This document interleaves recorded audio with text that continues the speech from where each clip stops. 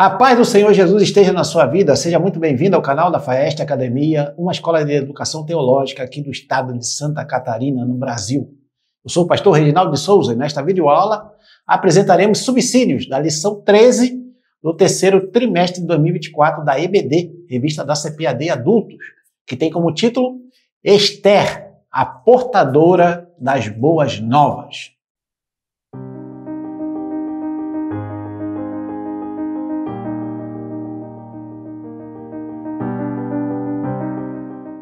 Mas antes, não se esqueça de deixar seu like, inscrever-se no nosso canal da Faeste Academia, compartilhar, comentar, para que mais pessoas sejam alcançadas por essas videoaulas aqui da Faeste Academia.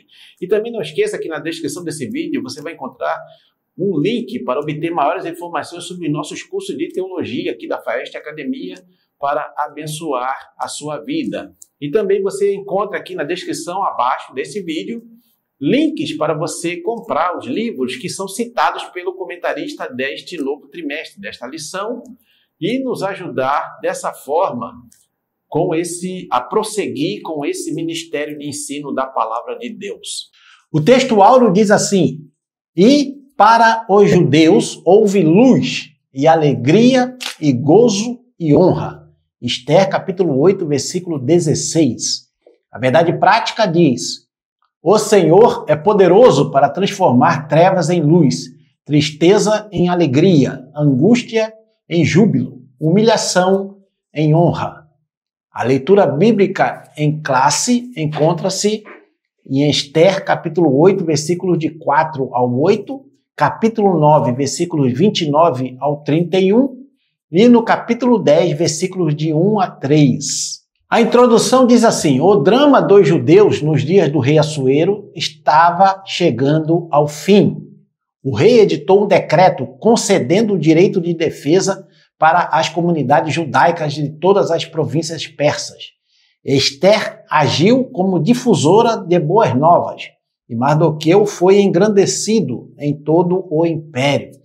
Então, chegamos aqui à lição 13, a última lição do trimestre, que estivemos estudando ao longo desse trimestre, sobre ali o livro de Ruth também, e na metade do trimestre em diante, um pouco menos da metade, um pouco mais da metade, na verdade, estudando no livro de Esther.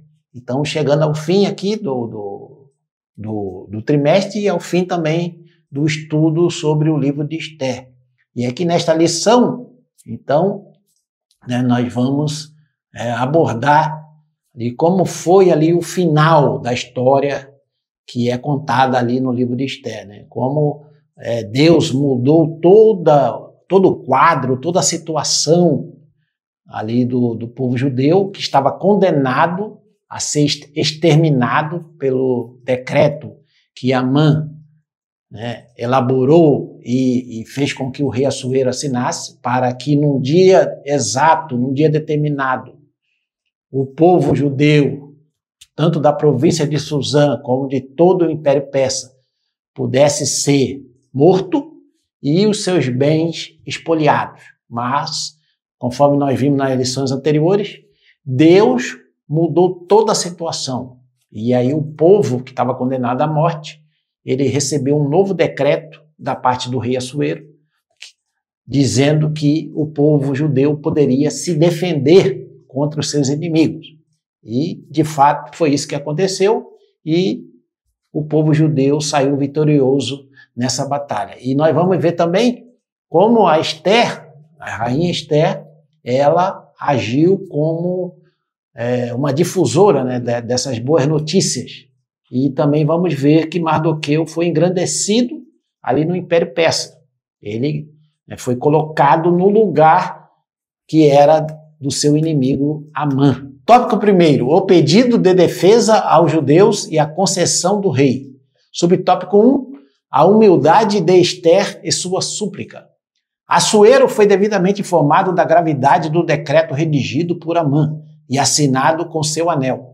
No dia 13 do 12º mês, o mês de Adar, entre fevereiro e março de nosso calendário, os inimigos dos judeus poderiam matá-los em todas as 127 províncias do extenso Império Persa. O que poderia ser feito para evitar esse extermínio em massa? De maneira reverente e com toda a humildade, Esther suplicou ao rei que revogasse sua ordem, pondo fim ao intento de Amã. Assuero fez ver à rainha que já havia tomado as medidas que estavam ao seu alcance, como o enforcamento de Amã, mas que não poderia revogar o decreto assinado. Havia ainda um desafio para os judeus. Confiar em Deus não nos isenta de fazer a nossa parte. Olha só que coisa interessante, né, que nós encontramos aqui nesse primeiro subtópico. A rainha Esther, ela foi mais uma vez ali à presença do rei e pediu para que o rei revogasse o decreto que estabelecia a morte dos judeus ali no mês de Adar, no dia 13 desse mês de Adar. Mas o rei disse para a rainha Esther que o decreto, assinado pelo rei persa, não poderia ser revogado, não poderia voltar atrás. E que ele já havia feito o que ele podia fazer. O rei Assuero disse que já tinha autorizado a morte do Amã, mas que ele não podia de forma alguma interferir em uma lei que já tinha sido assinada e selada com seu sinete. Portanto, ali vemos que a rainha Esther dá um exemplo para nós que somos servos e servas de Deus nos dias atuais. Por quê? Porque alguns poderiam pensar assim, já que o rei não pode nos ajudar nesse sentido de revogar a lei, então vamos apenas cruzar os braços, dobrar os joelhos e orar e pedir para Deus agir em nosso favor. Deus já estava agindo em favor do seu povo judeu. E tudo que aconteceu, que nós vimos nas lições passadas, já mostrava ali a intervenção de Deus em favor do seu povo. Então, a rainha Esther, ela não se conformou de apenas ficar esperando em Deus. E assim o cristão também, ele tem que orar sim, tem que buscar a Deus em primeiro lugar, tem que entregar nas mãos de Deus, mas ele tem que agir também, ele não pode ficar parado, de braços cruzados, ele tem que orar e agir. E o Neemias foi outro servo de Deus que deu um grande exemplo em relação a isso, né? Com uma mão ele segurava a espada e com a outra ele ajudava no serviço. Ele e os que estavam com ele ali reconstruindo os muros de Jerusalém. Então isso mostra que o cristão ele tem que orar e tem que agir. As duas coisas. Ele não pode ficar só orando, ou então agir sem orar, ou só orar e não agir. De forma alguma. Porque não é assim que a palavra de Deus nos ensina. Subtópico 2. Segurança jurídica. Apesar de todos os aspectos tirânicos, autoritários e excêntricos dos reis da Pérsia, como o próprio Assuero, havia um limite para suas ações, o império da lei dos medos e persas. Dario, pai de Assuero, viveu uma experiência parecida e não violou a norma. Mesmo estimando muito a Daniel, não pôde livrá-lo da cova dos leões. Daniel 6, versículo 8 e 15. Em qualquer nação, todos devem estar sujeitos às leis. Jesus deu-nos esse exemplo. Em países democráticos, como o Brasil, todos os aspectos da vida pública e privada são regrados por um ordenamento jurídico, sob uma Constituição que a todos vincula. Isso é necessário para que haja previsibilidade e segurança jurídica. Nenhuma pessoa ou poder está acima da Constituição Federal. Ninguém pode agir de modo a violá-la. As alterações constitucionais possíveis somente podem ser feitas pelo parlamento, onde atuam os representantes eleitos pelo povo. Essa, pelo menos, é a moldura constitucional. Oremos pelas autoridades de nosso país. 1 Timóteo 2, 1 e 2. Então, aqui nessa nesse segundo subtópico, né, o comentarista vai trabalhar essa questão da segurança jurídica, né, e dando aqui o exemplo do que aconteceu lá no reino da Pérsia. Né. O rei Assuero, conforme já foi dito, ele não podia revogar, porque na lei dos Medos e dos Persas, nenhuma lei podia voltar atrás, ela tinha que ser cumprida. Né. Era a norma jurídica que eles seguiam. Então aqui o comentarista vai dizer, né, que qualquer nação, todos devem seguir a lei, as leis que são estabelecidas por aquela comunidade, por aquele grupo social. Né? Porque senão vira uma bagunça, né? Vira uma anarquia. Então, e Jesus nos deu esse exemplo. Ele próprio seguiu as leis lá do judaicas, ali do primeiro século. E nos países, então, democráticos, como o Brasil, por exemplo, que tem uma Constituição, tem a lei civil, a lei penal e outras leis, então elas existem para que haja a previsibilidade e a segurança jurídica, para que não fique naquele esquema, né, que cada um faz o que bem entende, do jeito que entende, e aí vira realmente, né, um caos. Então precisa sim, e o apóstolo Paulo também recomendou que nós deveríamos sim obedecer às autoridades do nosso país e às leis também do nosso país, né? Esse é o papel do cristão. O cristão não pode, de forma alguma, ser contrário às leis, desde que essas leis, obviamente, não violem a sua consciência como servo de Deus, como alguém que crê na Bíblia Sagrada como palavra de Deus. Né? Por exemplo, se tiver um decreto governamental dizendo que é para todos aceitarem o aborto, o cristão não vai poder seguir essa lei, porque a Bíblia condena, né, o aborto. Então, é nesse sentido que o cristão, agora, qualquer outra lei que é para que haja coesão, para que haja segurança no grupo social, o cristão também tem que aceitar, ele tem que seguir essa lei. Que assim daremos um bom testemunho e teremos sempre as portas abertas para continuarmos pregando as boas novas de salvação em Jesus Cristo no nosso país. Subtópico 3, o direito de defesa. Assuero não podia revogar seu decreto, mas emitiu outro decreto, uma espécie de contraordem, que permitia aos judeus exercerem seu direito de defesa diante de seus inimigos. No dia assinalado no decreto anterior, conforme nós já vimos, o texto nos faz entender que havia em todo o reino grupos sistematicamente hostis aos judeus. Não era, portanto, uma vingança gratuita e indiscriminada. A ordem foi enviada para todas as províncias e produziu muita alegria entre os judeus e temor entre todos os povos. Muitos chegaram a se tornar judeus. No dia da pretendida matança, aconteceu o contrário do que esperavam os inimigos. Os judeus se assenhorearam deles, inclusive ajudados pelos nobres e todos os maiorais das províncias, que haviam ouvido falar de Mardoqueu e o temiam. Esté, capítulo 9, versículo de 1 a 4. Somente na cidadela de Suzã foram mortos 500 homens, incluindo os 10 filhos de Amã. 75.000 em todo o reino persa. No dia seguinte, mais 300 mortos na cidade de Suzã. Então, o que aconteceu? O rei, ele emitiu ali um novo decreto.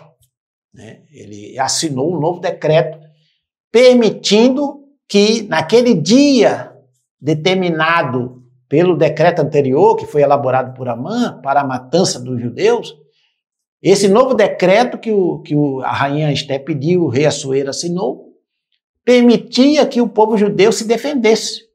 E nessa situação, muitos nobres e muitos maiorais das províncias temendo a Mardoqueu, que era o primeiro-ministro ali depois que substituiu o Amã, eles começaram a ajudar os judeus também, e muitos se converteram também ao judaísmo. Aí nisso os judeus lutaram, não permitiram que os seus inimigos, né, os matassem ou os atacassem. Quer dizer, atacar eles atacaram, mas aí o judeu se defendeu e eles conseguiram então matar só na província ali, na cidadela de Suzã, 500 homens e os 10 filhos de Amã. E também 75.000 inimigos do povo judeu morreram em todo o reino persa. E no dia seguinte, além desse dia que foi determinado pelo decreto de Amã, no dia seguinte mais 300 pessoas morreram na cidadela de Suzã, que também tentaram matar ali o povo judeu e roubar os seus bens. Então, veja que, né, a intercessão da rainha Ester e de Mardoqueu deu certo, porque eles não ficaram só na oração e Deus abriu ali o coração do rei Assuero para ele assinar esse novo decreto e dando escape e livramento para o povo judeu. Tópico 2. A rainha Ester escreve boas notícias para o seu povo. Subtópico 1. A comemoração dos judeus. O dia 14 do 12º mês foi de grande festa para os judeus de todo o Império Persa. O sentimento de alívio pelo grande livramento tomou conta do povo judeu e precisava ficar marcado. Mardoqueu registrou os fatos e escreveu cartas para os judeus de todas as províncias, instituindo uma festa comemorativa, a festa de Purim. Amã havia lançado a sorte, para matar os judeus no dia 13.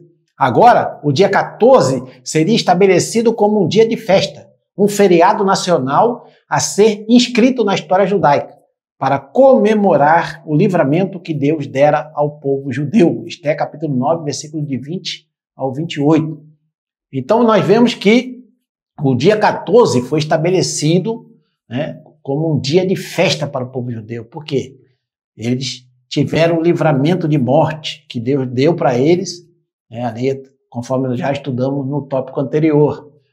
O rei Assuero assinou o novo decreto, eles se defenderam, mataram seus inimigos, e no dia seguinte, que era o dia 14, do 12º mês, então a rainha Ester e o seu primo Mardoqueu estabeleceram como um dia de festa, instituíram uma festa comemorativa, né, que era a festa de Purim, que é comemorado pelos judeus, né, que foi justamente esse livramento aí tremendo que Deus deu ao seu povo. Subtópico 2, a carta e o decreto de Ester. Depois da primeira carta enviada por Mardoqueu, Ester e o primo escreveram uma segunda carta, confirmando a instituição da festa de Purim, com 2 dias de duração. Era a primeira vez que a rainha Ester se dirigia ao seu povo. Ao sair de sua pena, a instituição da festa estava fundamentada, agora em um decreto real. Ester capítulo 9, versículo 32.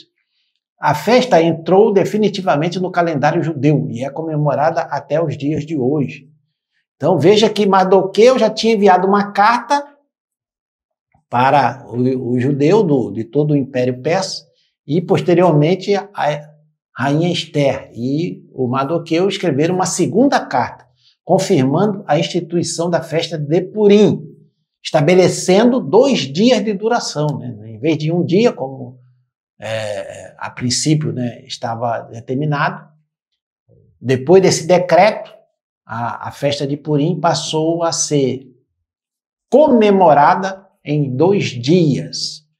E essa festa entrou definitivamente no calendário judeu. Ou seja, até os dias atuais ela é comemorada pela nação judaica, pelo povo judeu. Porque realmente, né, foi um grande livramento de morte que Deus proporcionou ao seu povo, né? E nós vemos isso ao longo de todo o Antigo Testamento, né, como Deus, com a sua mão poderosa, né, livrou o seu povo judeu, né, da morte iminente, em várias passagens, em várias ocasiões. E aqui foi mais uma que Deus deu esse livramento glorioso aqui para o seu povo. Subtópico 3, a exaltação de Mardoqueu. Assuero conhecia Mardoqueu, mas não sabia de seu parentesco com a rainha Ester, até a denúncia dos malfeitos de Amã. Ester, capítulo 8, versículo 1, diz que foi naquele dia que Mardoqueu compareceu à presença do rei, porque Ester revelou que ele era seu parente. Assuero deu a Mardoqueu o anel que havia dado a Amã, e Ester o pôs sobre a casa do Agagita. Ester, capítulo 8, versículo 2. Mas ainda não era tudo. Depois da morte dos inimigos dos judeus, Assuero engrandeceu ainda mais a Mardoqueu, pondo-lhe como o segundo maior do reino, posição que era ocupada por Amã. O relato bíblico encerra com um testemunho notável de Mardoqueu. Ele foi um homem público exemplar e próspero, trabalhando para o bem de todo o seu povo. O propósito de Deus é usar seus servos em todas as áreas da vida. Tudo o que fizemos deve ser feito para a glória de Deus. 1 Coríntios, capítulo 10, versículo 31. Mardoqueu, realmente ele saiu do quase anonimato, conforme nós já vimos em lições anteriores.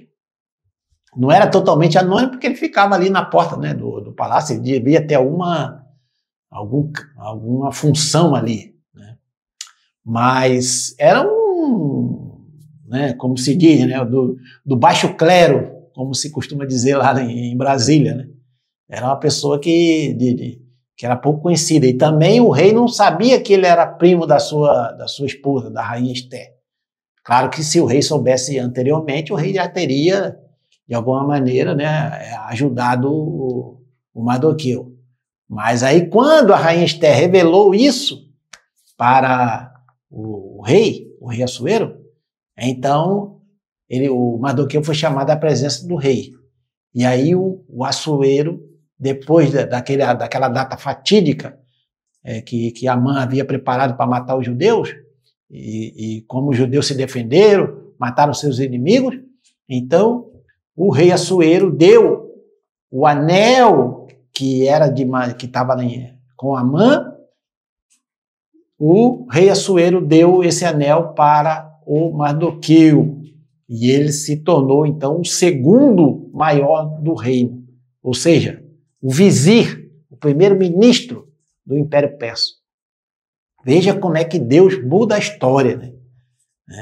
Isso que é realmente mudar a história de alguém, porque hoje as pessoas usam esse chavão, Deus vai mudar a sua história, mas a pessoa não sai do lugar, continua do mesmo jeito. Porque para mim mudar a história de um ser humano é quando a pessoa entrega a vida para Jesus. Aí a história da pessoa mudou completamente, porque ela estava no caminho da perdição, passou a ir para o caminho contrário, o caminho do céu. Aí a história da pessoa foi mudada. Agora, quando esse pessoal costuma falar, Deus vai mudar a sua história aqui na Terra, vai promover ele vai sair de uma situação de pobreza para uma situação de riqueza, etc. E esse tipo de coisa, Essa teologia da prosperidade que existe por aí. Que nem teologia na verdade, É teologia entre aspas. Pois bem, então o que aconteceu? Aqui não, aqui você vê que realmente o Mardoqueu, ele teve a história de vida dele mesmo, civil, mudada. Porque ele saiu de um mero serviçal para se tornar, ali, com a graça de Deus, com a ajuda de Deus, o segundo maior do reino persa, que era simplesmente um colosso, 127 províncias. Então, veja só que situação, Só Deus mesmo para fazer isso na vida do seu povo, dos seus servos. E esse mesmo Deus continua operando hoje, na vida daqueles que são fiéis a Deus, tementes a Deus, que fazem a vontade de Deus, que procuram agradar a Deus, que andam, que dão bom testemunho. Deus está aí fazendo coisas extraordinárias na vida dos seus servos e servas. E isso não mudou, O propósito de Deus é usar seus servos em todas as áreas da vida. Ou seja, Deus não quer só que o servo dele ou a serva dele seja apenas ter cargo na igreja, cargo eclesiástico. Deus quer usar médicos, quer usar advogados, quer usar juízes, quer usar enfermeiros, quer usar engenheiros, quer usar atletas.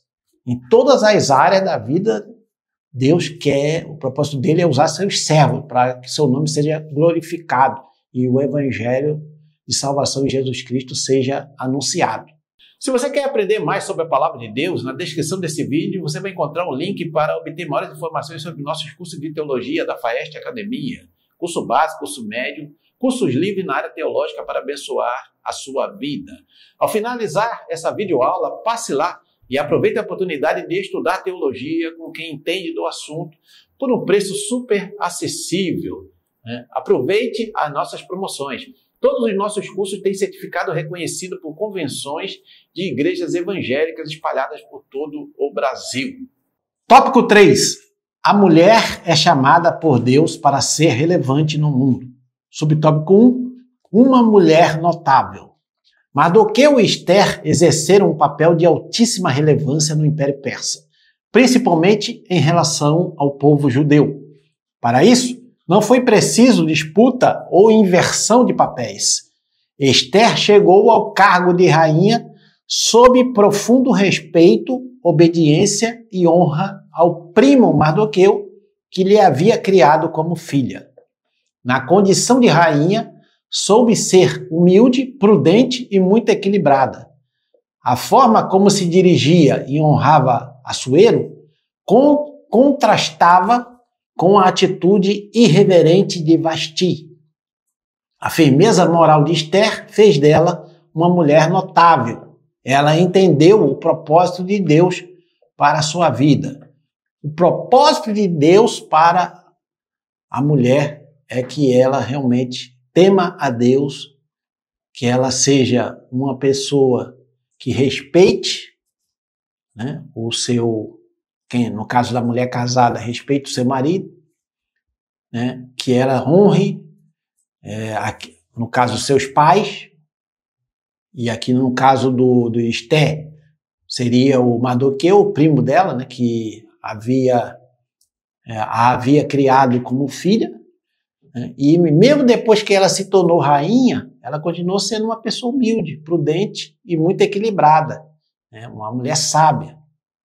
E a Bíblia diz que a mulher sábia edifica a sua casa. Então, veja bem, o papel que Deus estabeleceu para a mulher é esse papel de ela ser uma auxiliadora, uma ajudadora, uma adjutora, conforme o texto bíblico diz, uma pessoa que para estar ao lado, ajudando, também, obviamente, tendo a sua própria comunhão com Deus, mas sendo parceira ali do seu, no caso da mulher casada, do seu marido. Então, hoje nós vemos os valores totalmente invertidos, a mulher querendo exercer o papel do homem, e o homem deixando de seguir, de cumprir o seu papel estabelecido por Deus na sua palavra. A masculinidade bíblica que Deus estabeleceu na sua palavra. Aqui não está falando do cara ser machão, bater nas pessoas, nada disso. Isso aí é crime. Isso aí é errado, totalmente errado. Está falando do papel do gênero masculino e do papel do gênero feminino. O que a Bíblia ensina é que a mulher tem que ser feminina. A mulher tem que ser uma pessoa que tenha respeito, obediência, que honre, no caso ali, o seu marido, os seus pais. É assim que a Bíblia descreve, já que o tópico aqui, o subtópico, está falando da rainha Esther. E a rainha Esther deu esse exemplo, e nem por isso foi menosprezada, nem por isso ela foi, digamos assim, ela pisou naqueles que estavam abaixo dela, pelo fato dela ter se tornado rainha.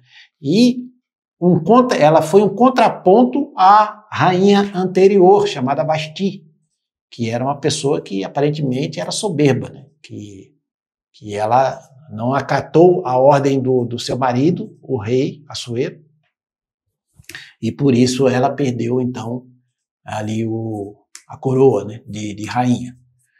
Veja só que a mulher de Deus, a mulher cristã, no nosso caso aqui, trazendo para os dias atuais, ela tem que ser uma pessoa humilde, uma pessoa que se coloque no seu lugar, que procure seguir o que a Bíblia ensina sobre o papel da mulher, né? Porque se ela começar a seguir essas ideologias modernistas ou pós-modernistas, ela vai sair do centro da vontade de Deus, daquilo que a palavra de Deus ensina, e aí vai colher, né, terríveis consequências por conta disso. Subtópico 2. A banal guerra dos sexos. Deus não entra em disputas banais, como a tal guerra dos sexos, que visa instilar ódio e aversão entre homens e mulheres. O Criador nos fez macho e fêmea, com constituição e papéis distintos, os quais estão claramente revelados nas Escrituras. Veja Gênesis capítulo 1, versículo 27. No final, julgará a todos conforme as leis perfeitas e justas que estabeleceu. Deus não é afetado por partidarismos e ideologias sexistas. Por isso, chama homens e mulheres para serem relevantes no mundo. A mulher tem muito a contribuir no reino de Deus e no bem-estar de toda a sociedade. O inimigo, né, da humanidade, Satanás, ele quer que haja essa guerra dos sexos, essa briga entre homens e mulheres. A mulher querendo exercer o papel do homem, o homem, né? Não, o homem não quer exercer o papel da mulher, mas ele acaba deixando de exercer o seu próprio papel, né, masculino. Então Deus criou macho e fêmea. É só macho e fêmea. Só existem essas duas categorias à luz das Escrituras Sagradas. Então, né, no final das contas, é isso que vai prevalecer. Quando Deus tiver que julgar, né, a humanidade, ele vai levar em consideração essa lei perfeita e justa que ele estabeleceu, desde o princípio. Né? Isso aqui não está falando de lei mosaica, está falando de uma lei que Deus estabeleceu lá no começo, no livro de Gênesis. Né? Muito tempo antes da lei do Monte Sinai, lá, que foi dada a Moisés. Aqui é a lei natural, a lei que Deus estabeleceu. Então, Deus estabeleceu o homem para seguir o seu respectivo papel na história da humanidade, e a mulher também. Então, isso aí é realmente o que se deve fazer. Agora, as ideologias modernistas, eles querem subverter o que a Escritura Sagrada ensina. E aí, nós estamos vendo aí o que está acontecendo na sociedade, né? Um caos generalizado, e se nada for feito, isso vai se tornar irreversível, trazendo sérios prejuízos para a humanidade como um todo. Né? Você veja, um dos papéis que Deus estabeleceu para a mulher, né? Gerar filhos. Esse é o papel da mulher, não é do homem. O homem não tem esse papel. O homem, ele contribui, mas é a mulher que engravida, a mulher que gera o filho. Então, isso aí não se pode mudar. É uma lei que Deus estabeleceu, né, desde sempre, desde a criação de todas as coisas. Claro que tem muito mais coisa que poderia ser falada, e você pode falar em sala de aula aí para os seus alunos, mas isso aqui é apenas um exemplo, né, que devemos combater. O cristão tem que combater essa banal guerra dos sexos que impera hoje na sociedade. Subtópico 3, o contexto cristão. Além das mulheres da Bíblia, diversas mulheres exerceram papéis importantes em toda a história da igreja, tais como Catarina von Bora, Susana Wesley, Sarah Calley, Corrie ten Boom, Ruth Graham. No contexto assembleano, Celina Martins Albuquerque, Lina Nistrom, Zélia Brito, Frida Wingren, Signe Carson, Elizabeth Nordlund, Florência Silva Pereira, Albertina Bezerra Barreto, Ruth Doris Lemos, Wanda Freire Costa, dentre tantas outras. Muitas mulheres notáveis permanecem em atuação em solo brasileiro e em todo o mundo. Né? Então veja que, né, a palavra de Deus sempre valorizou as mulheres. Né? O cristianismo sempre valorizou as mulheres. Né? E também, né, todas as escrituras sagradas. E ao longo da história da igreja nós vemos também muitas mulheres que Deus, né, levantou, que Deus usou tremendamente, ali cumprindo o papel estabelecido nas escrituras sagradas para elas, e entraram para a história da igreja como grandes servas de Deus, né? E não deixaram de cumprir o seu papel como mulheres. E no contexto da Assembleia de Deus, também várias mulheres foram importantes, desde o início ali da obra pentecostal, ali no início do século XX, né? E até os dias atuais, nós temos muitas mulheres cumprindo o seu papel, fazendo a obra de Deus, né? E levando a mensagem do Evangelho, né? E é isso que Deus, né, quer que continue acontecendo, né? E sempre, né, o cristão combatendo o bom combate, combatendo essas ideologias destrutivas daquilo que a Bíblia ensina, dos princípios que a Bíblia Sagrada ensina. Muito bem, nós chegamos então à conclusão, né? Se você está sendo abençoado ou abençoada por essa videoaula, não esqueça aí de deixar seu like, comente, compartilhe, inscreva-se no canal da Festa Academia. Não esqueça que na descrição do vídeo você vai encontrar um link para obter maiores informações sobre os nossos cursos de teologia. E também aqui na descrição você vai encontrar links para comprar as obras que são recomendadas pelo comentarista deste trimestre. E assim, você comprando por esse link, você não vai pagar mais por isso, você estará nos ajudando a prosseguir com este ministério de ensino da palavra de Deus. Muito bem, chegamos ao fim deste trimestre, então a conclusão desta lição diz assim: com alegria e gratidão estamos concluindo o estudo dos livros de Ruth e Esther. Acima do papel humano visto nestas histórias, a providência divina é contemplada do começo ao fim. O Deus que tudo provê continua agindo em favor de seu povo. Nós vimos então ao longo deste trimestre como Deus, né, agiu em favor do seu povo, ali na vida de Ruth, na vida de Esther e também na vida de Mardoqueu. E nós vemos que Deus valoriza sim o papel da mulher e ele conta com todas as mulheres na expansão do seu reino. Deus abençoe a todos. Então, nos encontramos na próxima videoaula, já, né, trazendo a primeira aula do quarto trimestre de 2024. Até lá, Deus abençoe a todos.